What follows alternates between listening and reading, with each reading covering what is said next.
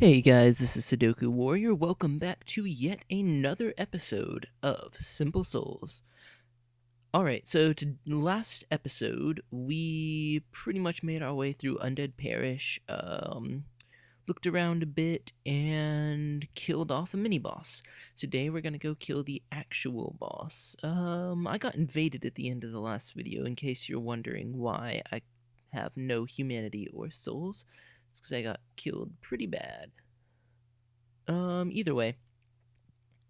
So, the Undead Parish isn't that hard of a place to get through if you know what you're doing. Um, these knights, by now, you should be just sort of smacking them around. Alright, and head over here and kill this guy if you'd like. I've never really had problems with him chasing me into the building here, but hey, it might happen to you, so just finish him off just in case. On that altar, if you haven't already been up there, there is indeed a firekeeper soul. Yeah, that's where I got roasted last time. Alright, up here, there's one of those little Balder Knights again. You can fight him on a staircase right there. It's always a good idea to fight downstairs from enemies in this game. A lot of their attacks will just swing straight over your head due to how the hitboxes line up and everything. Alright, so for this little bit up here, do not rush into the next room.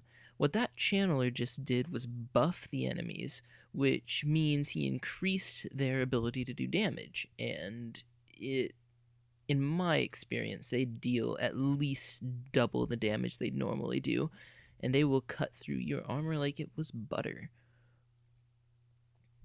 So for these guys, basically what you're going to want to do is get right up try to get one-on-one with them if you can.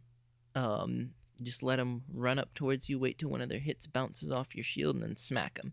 Alright, this dude, he'll either shoot magic at you or go after you with his trident. If you knock him off the ledge here, you can do a plunging attack, but beware, all three of those Balder Knights, which are now probably buffed, will be coming after you. Anyways, to fight that channeler, he'll either shoot a little bit of magic at you, it's not that damaging, or he will stab his trident at you. If he stabs his trident at you and you get hit by it, you're probably going to die, because it does a lot of damage. So for fighting him, though, he takes forever to carry out any of his moves. He's pretty easy to kill.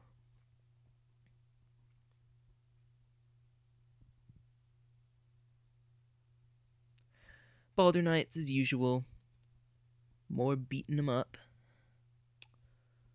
Ooh, awesome. Okay, so that's the Balder Side Sword. If there is a weapon to consider switching out any other weapon for, my favorite weapon, it would be the Balder Side Sword. It's extremely fast, has an awesome moveset, and has a really, really good stabbing attack, just like the one on the Astora Straight Sword, with lots of range.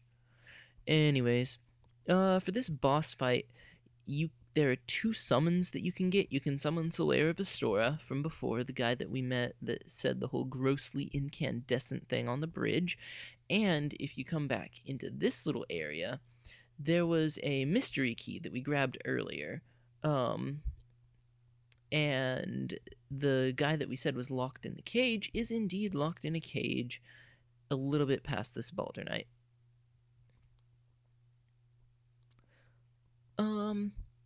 Knight Lautrec, the guy who's stuck in there, is going to betray you and murder the firekeeper at Firelink Shrine, thereby putting out the bonfire. So you can go on a little side quest for revenge to get her soul back and stuff. That does make it where she can talk instead of just being mute, which is pretty interesting, but she doesn't really tell you much. Lautrec. We're going to kill him for a really good ring he drops later, right when we get back to Firelink. And he's a bit of a challenge, especially for someone with unupgraded gear. Either way, head back the way you came. If you want to summon Lautrec for this fight, go back and rest at the bonfire and pop some humanity and reverse your hollowing. And there will be two summon signs by the fog gate here.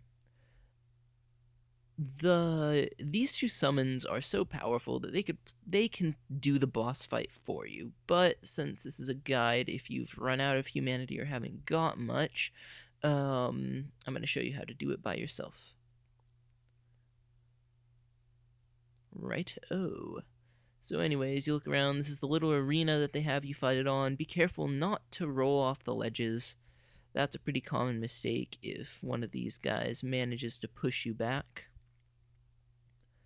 So you're treated to this little cutscene, and then one of the gargoyles wakes up and decides, hey look, a traveler.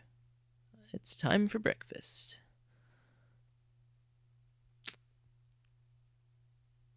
So he's gonna jump down on the roof. These guys look pretty intimidating, and it looks like they have a ton of range on that gigantic halberd, which they do, but it's not very important to try to stay out of their range. You can beat them up and cut their tail. If you do cut off their tail, one, they stop being able to use it as a weapon, and two, it actually drops as a halberd. I'm not doing too great of a job of fighting these guys at this point. Make sure you heal up whenever you get low on health. They will leave huge recovery windows after their attacks. Against most bosses, it's easier to dodge than block. But be careful you're not sprinting when you dodge, or else you'll do a jump that leaves you open for damage. Either way, you can see I got the gargoyle tail axe there. He's going to fly away, and pretty much just keep hacking away at him. Dodging or blocking. You can block his sweeps with that thing. When you get him down to about half health, another gargoyle joins the fight.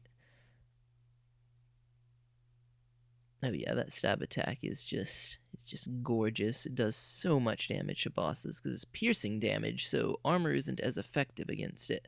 Anyways, once the second one's here, they gain the ability to breathe fire. Well, when they do that, it's a really, really easy way to take advantage of them being still for a couple seconds. You can block it and sprint through it since we have such a high fire-resistant shield, and just run up to their side and get in a couple whacks. It's kind of hard to do it when only one of them is actually attacking. You can also use it as a good opportunity to heal if you back out of its range.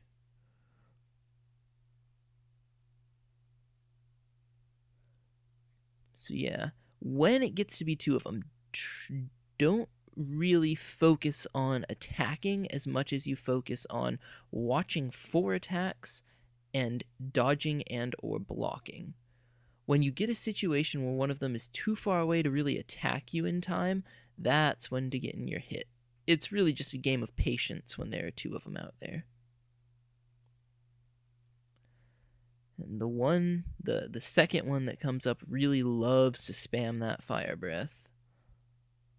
You can see how much damage it does to your HP if you're not blocking.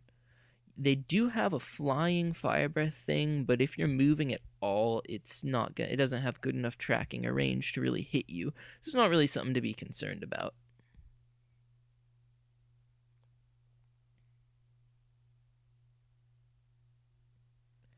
Heal as necessary. Yeah.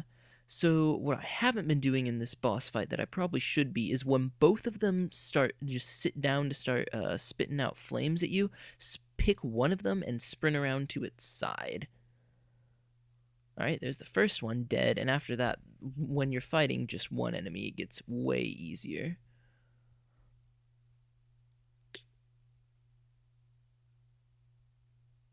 There you go. Leave himself open again for another hit. Then it'll start breathing fire again, and that's what I meant by circling around it. And there you have it. Those are the bell gargoyles. Not that difficult of a boss. If you can manage avoiding their attacks when they 2v1 you, you'll be fine in that fight. They do drop 10,000 souls, which are going to be really useful for leveling up. And yeah, basically pop into this tower, climb to the top, and at the top of it, there is indeed a bell.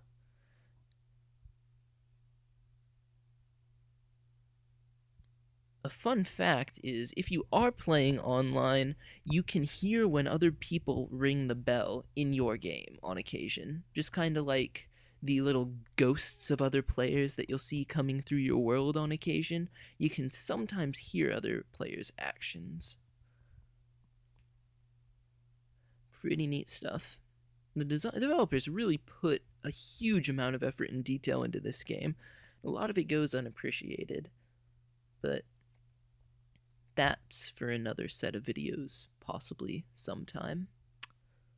Anyways, when you're here, if you've kept a homeward bone, I'd suggest using it.